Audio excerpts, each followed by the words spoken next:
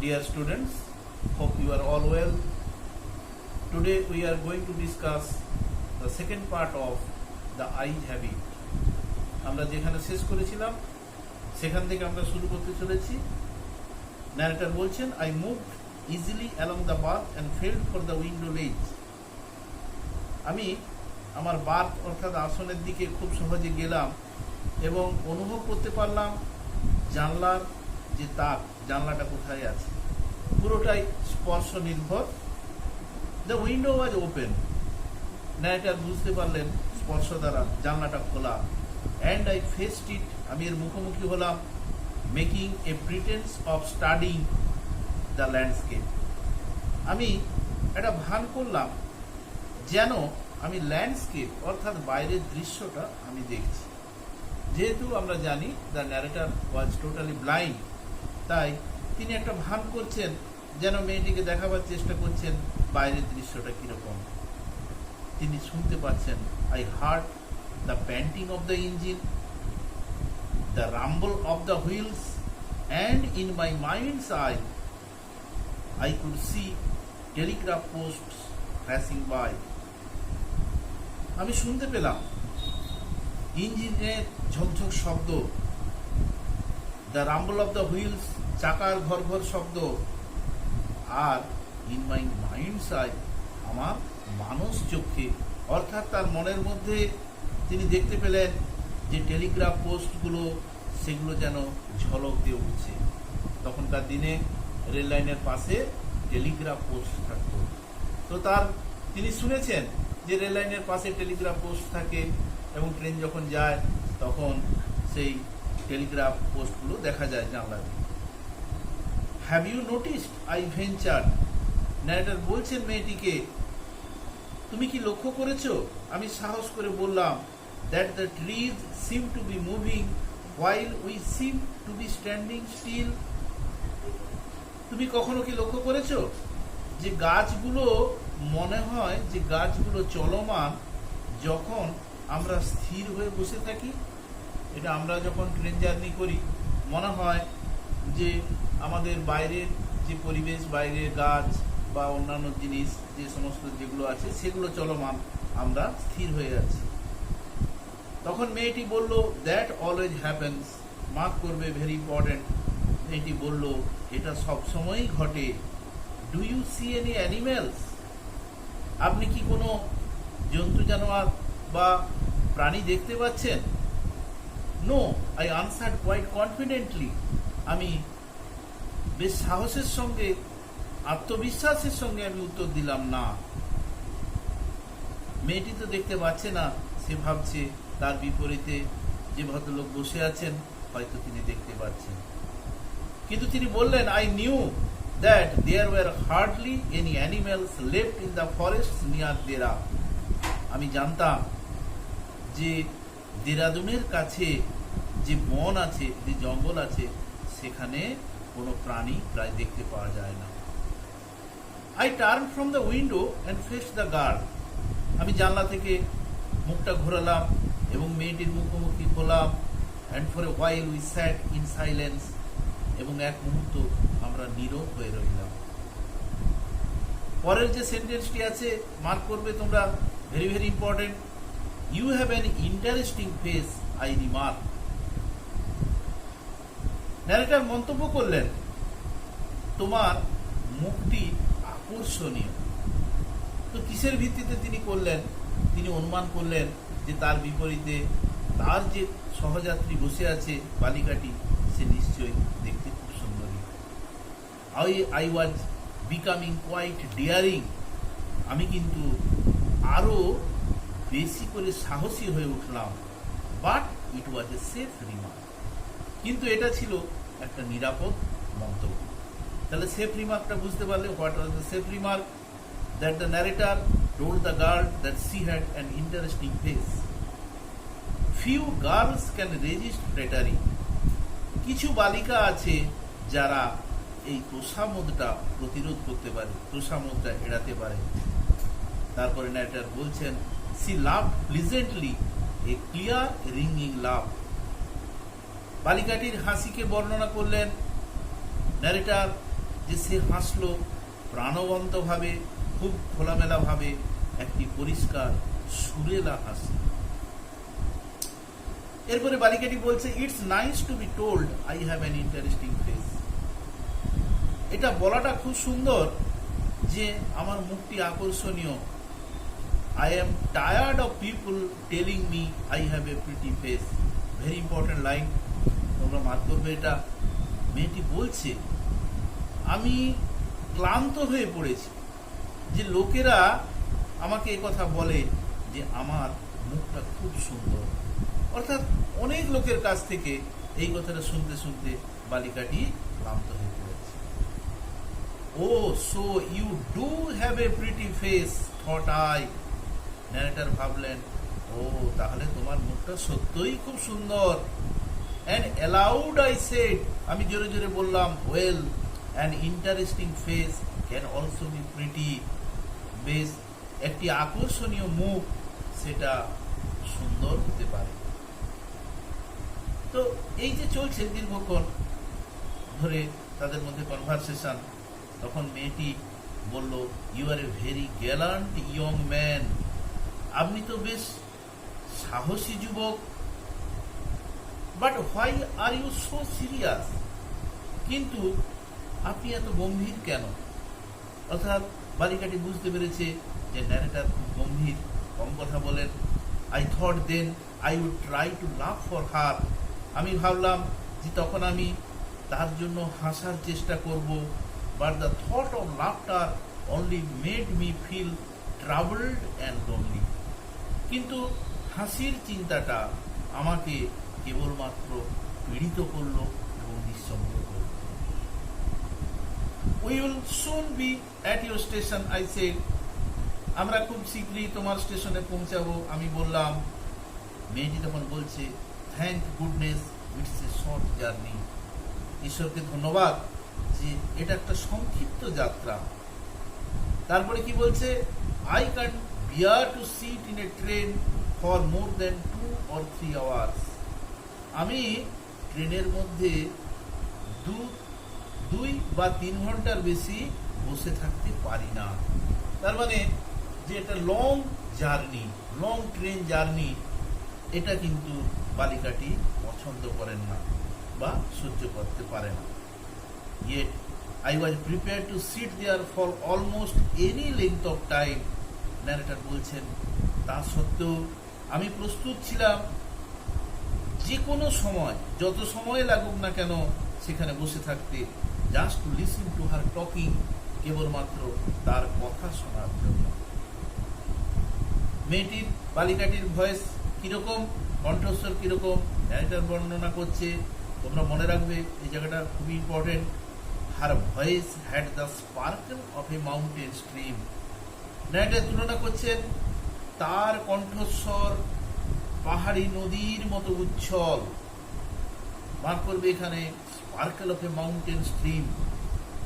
As soon as she left the train, she would forget our brief encounter. যখনই সে train ছেড়ে চলে যাবে, সে আমাদের এই সংক্ষিপ্ত সাক্ষাৎকার, ব্রিফ এনকাউন্টার, সংক্ষিপ্ত সাক্ষাৎকার, এটা সে ভুলে যাবে। ইম্পর্টেন্ট পোর্শন এখানে। But it would stay with me for the rest of the journey. কিন্তু আমার কাছে যাত্রাপথের বাকি অংশটা রয়ে যাবে, and for some more time after, আরও হয়তো কিছু সময়। অর্থাৎ ন্যারেটর ভাবছেন মেয়েটার কাছে এই যে সংক্ষিপ্ত ট্রেন জার্নি তার সহযাত্রীর সঙ্গে, অর্থাৎ ন্যারেটরের সঙ্গে, এটা হয়তো বালিকাটির কাছে গুরুত্বহীন, কিন্তু ন্যারেটরের কাছে এটা দীর্ঘ সময় তার মনের মধ্যে এই স্মৃতিটা থেকে যাবে। The engine's whistle shrieked. ইঞ্জিনের বাঁশি তীক্ষ্ণ কণ্ঠে আওয়াজ করতে লাগলো। The carriage wheels change their sound. ট্রেনের চাকাগুলোর তাদের ধ্বনির পরিবর্তন হলো। অ্যান্ড দ্য রিদম অ্যান্ড ছন্দ। দ্য গার্ল গট আপ, মেয়েটি উঠে পড়লো। And began to collect her things, এবং তার জিনিসপত্র গুছিয়ে নিতে শুরু করলো। তখন ন্যারেটরের মনে একটা প্রশ্ন এসেছে, I wonder if she wore her hair in bun or if it was plaited. তোমরা এই জায়গাটা লক্ষ্য করবে, আমি অবাক হয়ে গেলাম যে মেয়েটি কিভাবে চুল বেঁধেছিল, বান খোপা করে, or if it was plaited, বা এটা বিনুনি করেছিল। Perhaps বোধ হয় it was hanging loose over her shoulders, হয়তো এটা তার কাঁধের উপরে খোলা ছিল, চুল খোলা ছিল, or was it cut very short, বা চুলটা কি খুব ছোট করে কাটা ছিল। এই পুরোটাই ন্যারেটারের অনুমান, কারণ যেহেতু তিনি দেখতে পাচ্ছেন না, তিনি ভাবছেন যে মেয়েটার চুলটা কি এইরকম, হেয়ার স্টাইলটা কি এইরকম। The train drew slowly into the station, train আস্তে আস্তে স্টেশনে প্রবেশ করলো, যেরকম হয় প্ল্যাটফর্মে প্রবেশ করছে। Outside there was the shouting of porters and vendors and a high pitch female voice near the carriage door. তো বাইরে কিসের শব্দ শোনা যাচ্ছে, চিৎকার, কুলিদের, পোর্টার্স, ভেন্ডার্স, বিক্রেতা, and a high pitch female voice, তীক্ষ্ণ কণ্ঠের একটি মহিলা কণ্ঠস্বর, নিয়ার দ্য ক্যারেজ ডোর, কামরার দরজার কাছে। That voice must have belong to the girl's aunt, ওই কণ্ঠস্বরটি অবশ্যই মেয়েটির কাকিমা। মেয়েটি পৌঁছে গেছে তার গন্তব্যস্থলে, মেয়েটি বলছে good bye, the girl said, মেয়েটি বলল বিদায়। She was standing very close to me, সে মেয়েটি আমার খুব কাছে দাঁড়িয়েছিল। So close that the perfume from her hair was tantalizing. Important এই জায়গাটায়, এতটাই আমার কাছে দাঁড়িয়েছিল, তার চুল থেকে যে সুবাস আসছিল, পারফিউম, সেটা ছিল ট্যান্টেলাইজিং, অর্থাৎ প্রলুব্ধকর। তাহলে বুঝতে পারলে what was tantalising to the narrator, সেটা হচ্ছে the perfume from the girl's hair. I wanted to raise my hand and touch her hair. আমি আমার হাতটা তোলার চেষ্টা করলাম এবং তার চুলকে স্পর্শ করার চেষ্টা করলাম, but she moved away, কিন্তু সে চলে গেল। Only the scent of perfume still lingered where she had stood. কেবলমাত্র তার যে সুবাস, চুলের যে সুগন্ধ, সেটা তখনও রয়ে গেল যেখানে সে দাঁড়িয়েছিল। প্ল্যাটফর্মে স্টেশনে ট্রেন দাঁড়িয়ে আছে, এবারে কি হবে না, আরো লোকজন ওঠানামা করবে। দেয়ার ওয়াজ সাম কনফিউশন ইন দ্য ডোরওয়ে, প্রবেশ পথে, কামরার প্রবেশ পথে একটা হইচই, চিৎকার শোনা গেল। A man getting into the compartment stammered and apology, একটি লোক যিনি কামরায় উঠলেন, উঠতে গিয়ে তিনি স্ট্যামার্ড অ্যান্ড অ্যাপোলজি, স্ট্যামার্ড তোতলাতে তোতলাতে তিনি ক্ষমা চাইলেন, আমতা আমতা করে ক্ষমা চাইলেন। দেন দ্য ডোর ব্যাংড, তারপরে কামরার দরজাটা শব্দ করে বন্ধ হলো। And the world was shut out again, আবার পৃথিবীটা অন্ধকার হয়ে গেল, বন্ধ হয়ে গেল। অর্থাৎ ওই দরজা দিয়ে যতটুকু আলো এসেছিল, দরজাটা বন্ধ হয়ে গেল কামরার, আবার যেন বাইরের জগৎটা বন্ধ হয়ে গেল। I return to my berth, আমি আমার আসনে ফিরে গেলাম। The guard blew his whistle and we moved off, guard সাহেব তার বাঁশি বাজালেন এবং আমরা চলতে শুরু করলাম, অর্থাৎ ট্রেন চলতে শুরু করলো। Once again I had a game to play and a new fellow traveller, আবার আমি একটা খেলা খেলতে চাইলাম এবং তার সঙ্গে একটি নতুন সহযাত্রীর সঙ্গে। দ্য ট্রেন গ্যাদার স্পিড, ট্রেনের গতি বাড়লো। The wheels took up their song, চাকা তাদের শব্দ করলো। দ্য ক্যারেজ গ্রোন্ড, গাড়িটা যেন গোঙাতে লাগলো, অর্থাৎ শব্দ করতে লাগলো। অ্যান্ড শুক, কাঁপতে লাগলো, অর্থাৎ প্ল্যাটফর্ম থেকে ট্রেনটা ছেড়ে যাচ্ছে, আস্তে আস্তে তার গতি পরিবর্তন হচ্ছে, চাকার শব্দ পরিবর্তন হচ্ছে। আই ফাউন্ড দ্য উইন্ডো, আমি জানলাটা খুঁজে পেলাম। And sat in front of it, তার সামনে বসলাম।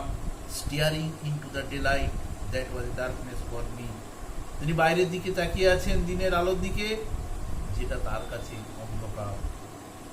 So many things were happening outside the window. জানালার বাইরে কত কিছুই না ঘটে চলেছে। It would be a fascinating game. এটা ইম্পর্টেন্ট, ফ্যাসিনেটিং গেম অর্থাৎ খুব মজার খেলা। খেলাটা কি?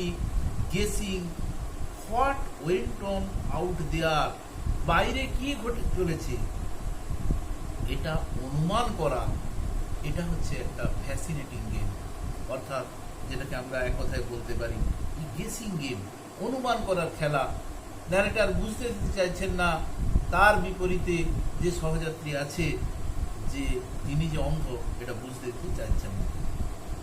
The man who had entered the compartment broke into my reverie. Reverie কথাটার অর্থ দিবা স্বপ্ন। যে ব্যক্তি কামরার মধ্যে প্রবেশ করেছিলেন তিনি আমার দিবা স্বপ্ন ভঙ্গ করলেন। অর্থাৎ এই যে মেয়েটির সঙ্গে এতক্ষণ দীর্ঘক্ষণ কথোপকথন, তার সঙ্গে একত্রে যাত্রা, এটা যেন ন্যারেটরের কাছে একটা স্বপ্নের মতো ছিল। You must be disappointed he said, তিনি বলছেন আপনি হয়তো হতাশ হবেন। I am not nearly as attractive a travelling companion as the one just left. আমি অতটা আকর্ষণীয় একজন ভ্রমণ সঙ্গী নই যে এইমাত্র নেমে গেল। অর্থাৎ তার নতুন সহযাত্রী ব্যক্তিটি বলছে আমি ওই মেয়েটির মতো একজন আকর্ষণীয় সহযাত্রী নই। She was an interesting girl, I said. Narrator বলছেন যে ওই মেয়েটি একটি আকর্ষণীয় বালিকা। Can you tell me, did she keep her hair long or short? আপনি কি আমাকে বলতে পারেন ওই মেয়েটির চুল লম্বা না ছোট ছিল? I don't remember, he said, sounding puzzled. এই কথা শুনে হতভম্ব হয়ে নতুন সহযাত্রী বলছে আমি তো মনে করতে পারছি না। It was her eyes I noticed. আমি তার চোখ লক্ষ্য করেছিলাম, not her hair, তার চুল নয়। She had beautiful eyes. Mark করবে last two lines. She had beautiful eyes, but they were of no use to her. তার চোখগুলো ছিল সুন্দর কিন্তু they were of no use to her, এটা তার কাছে কোনো কাজেরই নেই। অর্থাৎ means her eyes were useless. The eyes of the girl were useless, অর্থহীন, কোনো কাজের নয়। কেন? she was completely blind. সে ছিল সম্পূর্ণরূপে অন্ধ। didn't you notice? আপনি কি লক্ষ্য করেননি? তাহলে শেষ পর্যায়ে she was completely blind, মেয়েটি ছিল, সে ছিল সম্পূর্ণরূপে অন্ধ। didn't you notice? আপনি কি লক্ষ্য করেননি? তাহলে এই যে লাস্ট সেন্টেন্স, এই লাস্ট সেন্টেন্সটার মধ্য দিয়ে একটা আয়রনি বা শ্লেষ ফুটে উঠছে। আমরা পুরো গল্পটার মধ্য দিয়ে এটাই প্রমাণ হয়ে গেল যে দ্য ন্যারেটর ওয়াজ ব্লাইন্ড। তিনি তার ব্লাইন্ডনেসটাকে তিনি কি করেছিলেন? কনসিল করতে চেয়েছিলেন, গোপন করতে চেয়েছিলেন যাতে কেউ না বুঝতে পারে, কিন্তু শেষ পর্যন্ত তিনি ধরা পড়ে গেলেন। তোমরা টেক্সটটা ভালো করে পড়ো, আগে প্রত্যেকটা টেক্সট ভালো করে পড়ো, কারণ তোমাদের টেক্সট থেকেই বেশি বিভিন্ন ধরনের কোশ্চেন থাকবে। তোমরা জানো MCQ, SAQ, long question, textual grammar, class 12-এর প্রোজ, পোয়েট্রি, ড্রামা। প্রত্যেকে আগে ভালো করে টেক্সটটা পড়ো, বিষয়টা বোঝো, এরপরে তোমরা বিভিন্ন ধরনের প্রশ্ন করবে। Thank you all, stay at home, stay safe.